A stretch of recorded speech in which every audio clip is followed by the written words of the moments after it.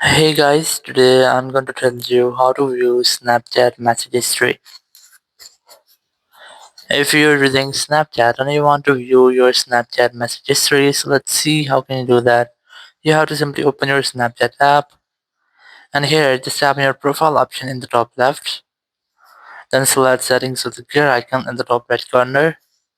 Now just scroll down and look for the option of my data. Here's the option of my data. You just have to select that option. And here just wait for loading, then scroll down and look for this option which is export chat media. Just enable that, then select next, and from here you just have to select for which time you want to get or view message history. So let's say I'm going to select all the time here, then tap on submit. So once you have submitted, your export is now in progress. So you just have to wait for it until it's completed. So once your export has been completed, you can easily download it using your browser, and after that you can easily see all of your message history on Snapchat. Thank you very much for watching the video. Until next video, bye bye.